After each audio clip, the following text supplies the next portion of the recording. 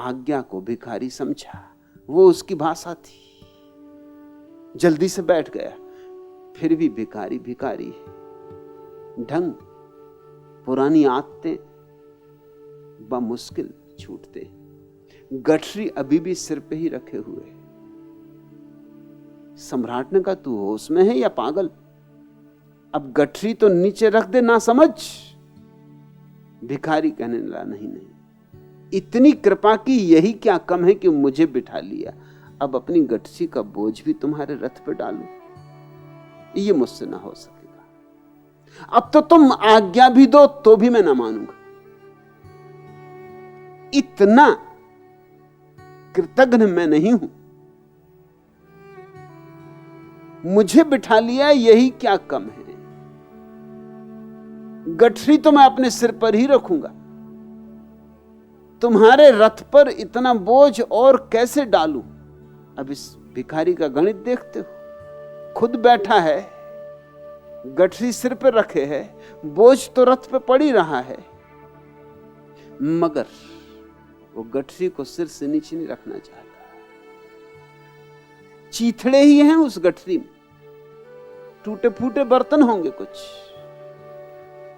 भगवान दास आर्य, क्या है तुम्हारे पास जिसे छोड़ने में इतनी अड़चन हो रही?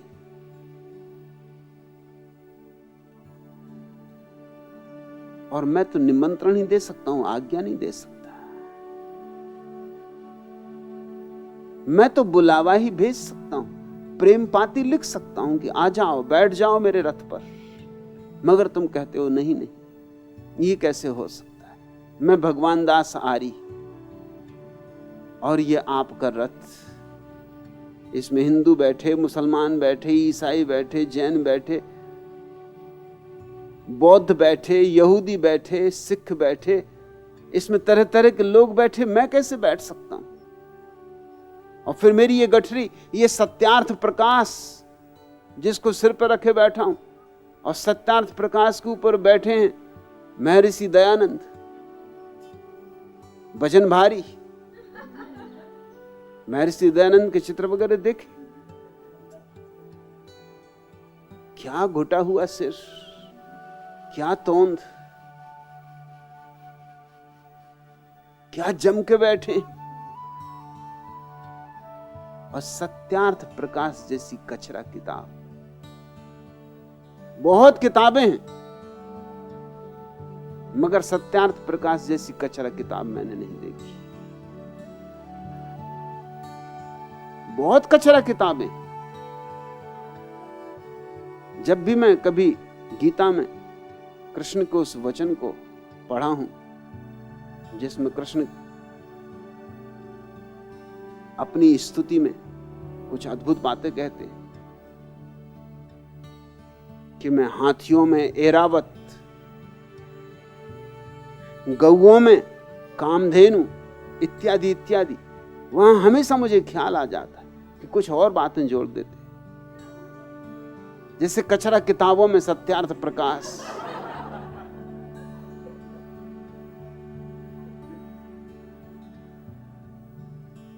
या शीतल पेयों में कोका कोला,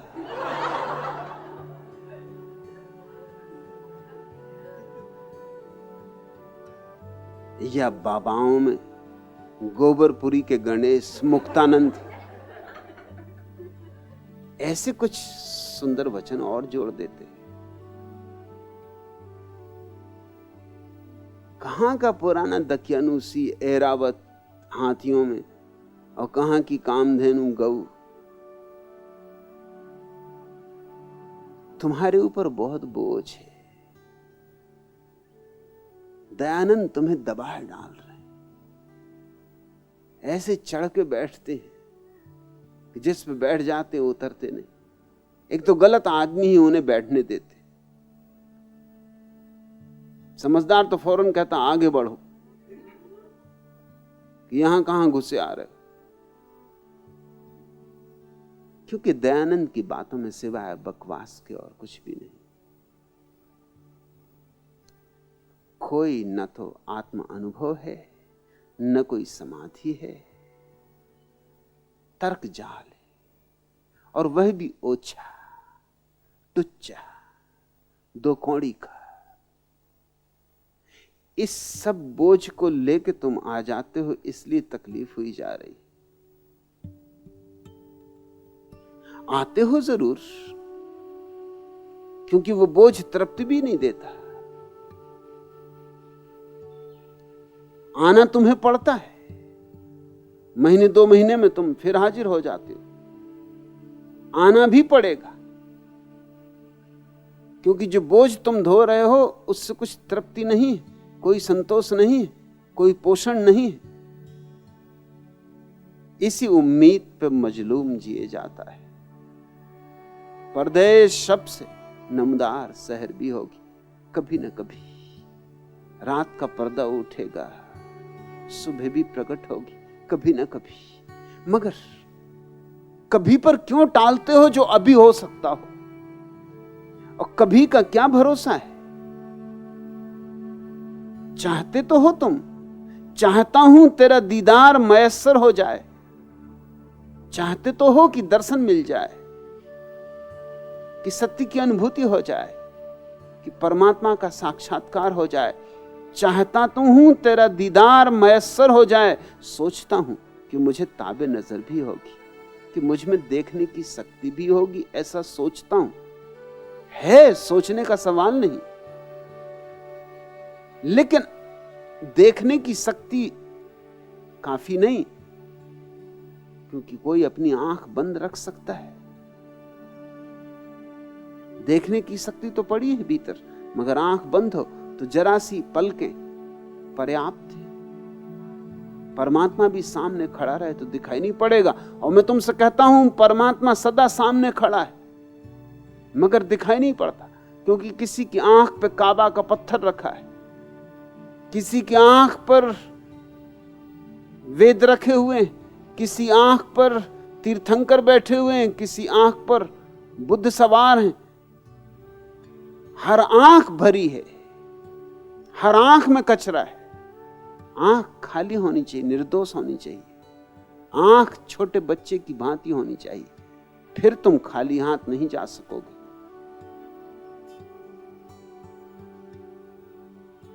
तुम कहते हो हाथ पसारे दुआ मांगते, तुम कह गए, शायद तुमने सोचा भी नहीं कि क्या कह रहे हो। न तो तुमने कभी हाथ पसारा और न कभी दुआ मांगी, क्योंकि जो हाथ पसारेगा वो सन्यासी हो जाएगा, जो दुआ मांगेगा वो सन्यासी हो जाएगा।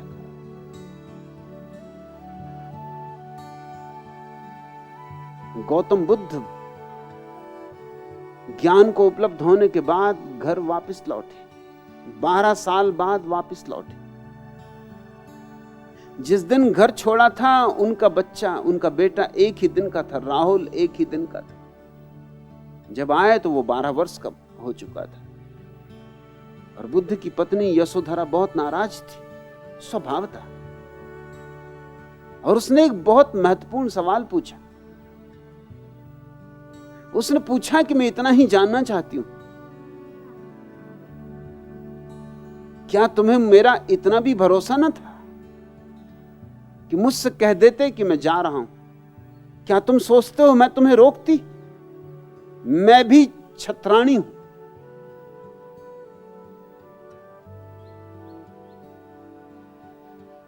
अगर हम युद्ध के मैदान पर तिलक और टीका लगा के तुम्हें भेज सकते, तो सत्य की खोज पर नहीं भेज सकते। तुमने मेरा अपमान किया, बुरा अपमान किया, जाके किया अपमान, ऐसा नहीं। तुमने पूछा क्यों नहीं?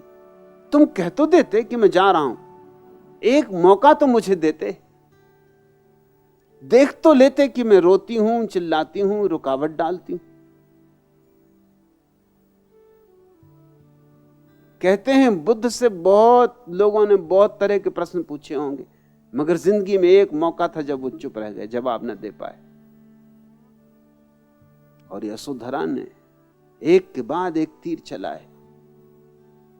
और यशोधरा ने कहा कि मैं तुमसे दूसरी ये बात पूछती हूं कि जो तुमने जंगल में जाके पाया, क्या तुम छाती पे हाथ रख के कह सकते हो कि वह यही नहीं मिल सकता था? ये भी बुद्ध कैसे कहें कि यही नहीं मिल सकता था? क्योंकि सत्य तो सभी जगह है। जंगल में मिल सकता है तो बाजार में मिल सकता है। ये और बात है कि बाजार में जो है वो सोचता हो कि नहीं मिल सकता, मगर मिल जाने के बाद तो कोई कैसे कहेगा कि बाजार में नहीं मिल सकता? वह तो सब जगह है। फिर आंखें झुक गई। और तीसरी बात, उसने बड़ी गहरी चोट की, मगर उस चोट में यशोधरा उलझ गई। तीसरी बात उसने की, राहुल को सामने किया और कहा कि ये तेरे पिता हैं, ये देख, ये जो भिखारी की तरह खड़े हैं, हाथ में भिक्षा पात्र लिए, यही तेरे पिता हैं। ये तुझे छोड़ के भाग गए थे जब तू 1 ही दिन का था, अभी पैदा ही हुआ था। अब ये लौटे, फिर पता नहीं कब मिलना हो या ना हो। इनसे तू अपनी वसीयत मांग ले। तेरे लिए क्या इनके पास देने को है, वो मांग ले। ये बड़ी गहरी चोट थी। बुद्ध के पास देने को था क्या? यशोधरा प्रतिशोध ले रही थी 12 वर्षों का, लेकिन उसने कभी सोचा भी न था कि ये घटना यूं रुख ले लेगी, ये बात यूं बदल जाएगी। भगवान दास आर्य ने भी पूछते वक्त नहीं सोचा होगा कि बात यूं रुख ले लेगी।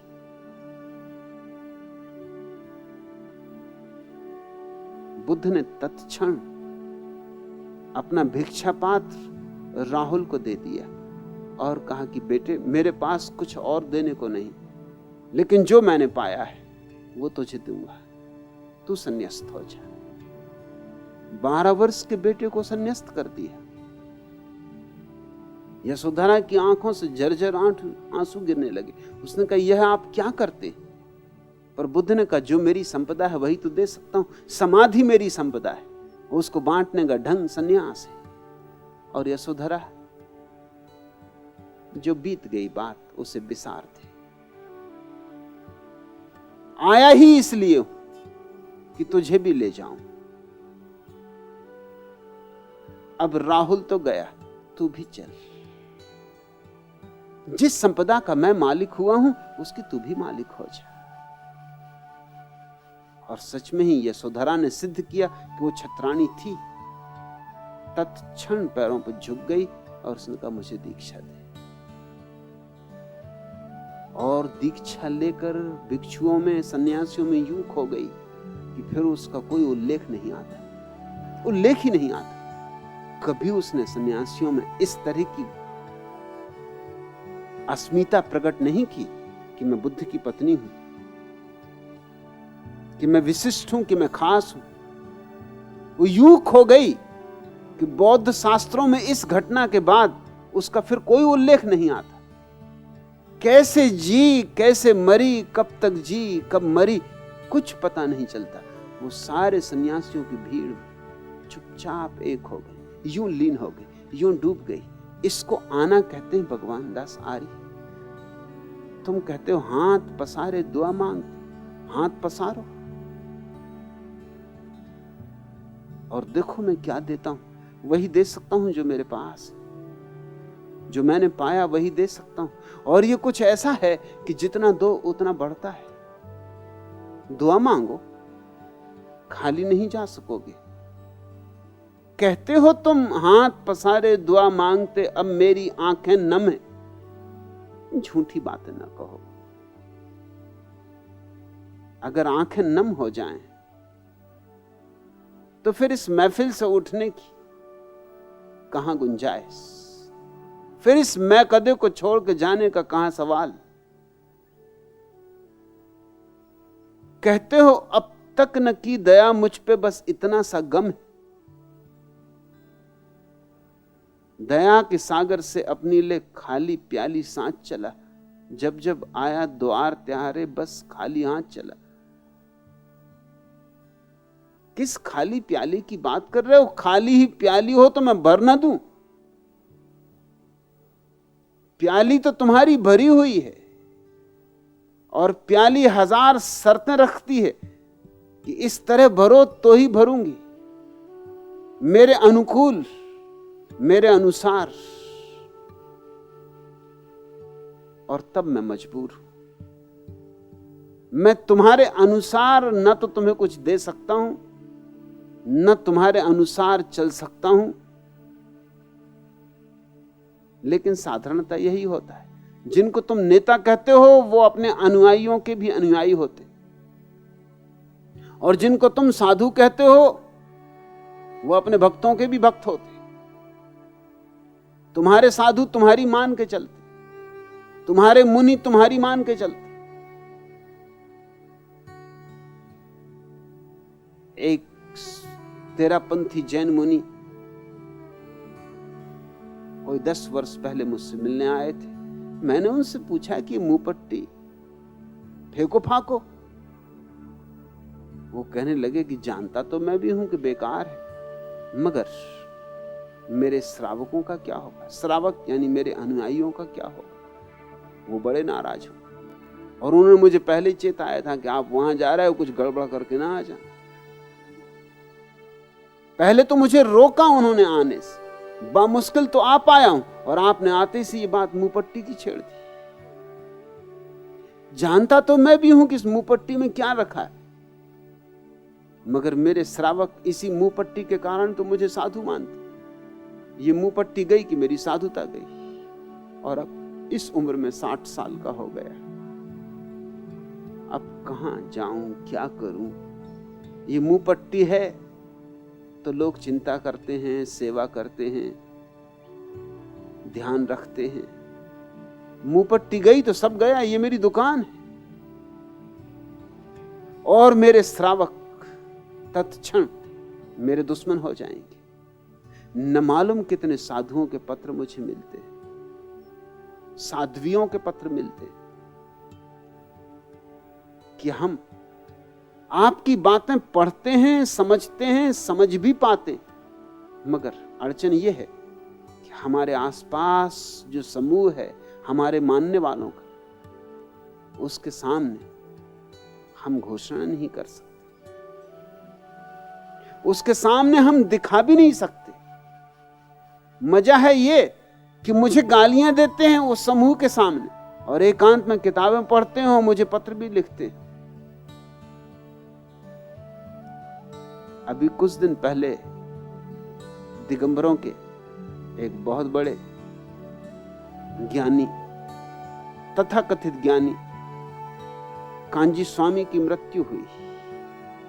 मेरे एक सन्यासी स्वराज्यानंद उनसे मिलने गए थे। मेरे सन्यासी को देख के कई लोग यूं भड़क जाते हैं कि जैसे मौत आ गई। बस स्वराज्यानंद को देखा एकदम भड़क गए और कहा कि तुम भी इस चक्कर में पड़ गए। पुराने परिचित थे उनके, पहले भी जाते थे, जब सन्यासी नहीं थे तब भी जाते थे। तुम भी इस चक्कर में पड़ गए। इस आदमी की किताबों से बचना, इस आदमी की किताबें जहर हैं, इसकी बातों से बचना, ये तुम्हें डुबा लेगा, ये तुम्हें भ्रष्ट कर देगा। स्वराज्यानंद ने गौर से देखा कि वो जो किताब पढ़ रहे थे वो मेरी किताब थी।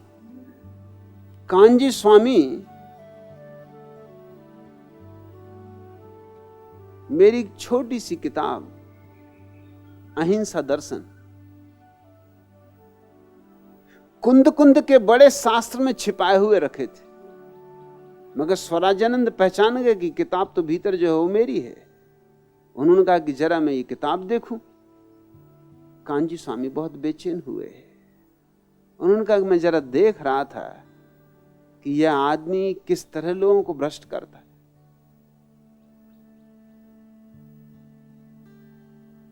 फिर स्वराज्यानंद ने पता लगाया तो पता चला कि वो एक एक किताब पढ़ते हैं, टेप भी सुनते और दूसरों को समझा रहे हैं कि किताब पढ़ना मत, मजबूरी है। तुम न तो भी हाथ पसारे हो न तुमने प्रार्थना की है, न तुम्हारी आंखें अभी गीली, न तुम्हारी प्याली खाली। काश तुम इतना कर सको कि प्याली खाली हो, आंखें गीली हो और हाथ तुम पसारो और दुआ तुम मांगो, फिर खाली हाथ जा सकते हो। असंभव, एकदम असंभव। तुम भर के जाओगे, मधुमास से भर के जाओगे, संगीत से भर के जाओगे, आनंद और उत्सव से भर के जाओगे, मगर उसके पहले कुछ तो करना होगा। और देर ना करो, यूं भी तुमने बहुत देर कर दी। मिट गया जब मिटने वाला, मिट गया जब मिटने वाला, फिर सलाम आया तो क्या। मिट गया जब मिटने वाला, फिर सलाम आया तो क्या। दिल की बर्बादी के बाद, दिल की बर्बादी के बाद उनका पयाम आया तो क्या। मिट गया जब मिटने वाला, फिर सलाम आया तो क्या। दिल की बर्बादी के बाद उनका पयाम आया तो क्या। छूट गई नब्जें, उम्मीदें देने वाली हैं जवाब, अब उधर से नामावर लेके पयाम आया तो क्या। आज ही मिटना था ए दिल, आज ही मिटना था ए दिल, हसरते दीदार में तू मेरी नाकामियों के बाद काम आया तो क्या। काश अपनी जिंदगी में हम ये मंजर देखते, काश अपनी जिंदगी में हम ये मंजर देखते। अब सरे तुर्बत, अब सरे तुर्बत कोई महशर खिराम आया तो क्या। सांस उखड़ी, आस टूटी, छा गया जब रंग यास, नामवर लाया तो क्या, खत मेरे नाम आया तो क्या। मिल गया वो खाक में, मिल गया वो खाक में जिस दिल में था अरमान दीद। मिल गया वो खाक में जिस दिल में था अरमान दीद। अब कोई खुर्शीद वश बालाए बाम आया तो क्या। मिट गया जब मिटने वाला, फिर सलाम आया तो क्या। और मिटने की कौन कहे, कल का भरोसा नहीं, अगले क्षण का भरोसा नहीं। तुम आते हो, बार बार जाते हो, प्रश्न भी पूछते हो, लेकिन पुराने आग्रह, पुरानी आदतें, पुराने संस्कार नहीं छोड़ पा रहे।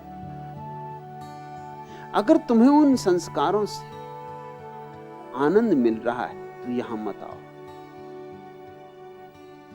अगर उन पुराने संस्कारों से तुम्हें कुछ भी नहीं मिल रहा है तो उन्हें छोड़ो और यहां आओ, मगर कुछ तय करो।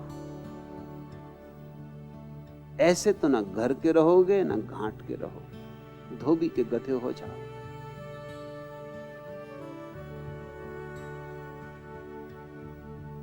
मेरी बातें सुनोगे तो पुरानी बातों से भरोसा हट जाए, फिर अगर उनको छोड़ा नहीं तो बहुत मुश्किल में पड़ोगे। जब तक भरोसा था तब तक कम से कम इतना तो था कि जो ढो रहे हैं वो सोना है। अब जब भरोसा ना रहेगा तो पत्थर ढो रहे हो। जानते हो कि सोना नहीं है मगर ढोना भी नहीं छूटता। दो साधु एक जंगल से गुजरते थे, गुरु और शिष्य। बार बार बूढ़ा गुरु अपने शिष्य से पूछता था, क्योंकि सांझ होने लगी, सूरज ढलने लगा, गांव कितनी दूर है, गांव कितनी दूर है, गांव कितनी दूर है।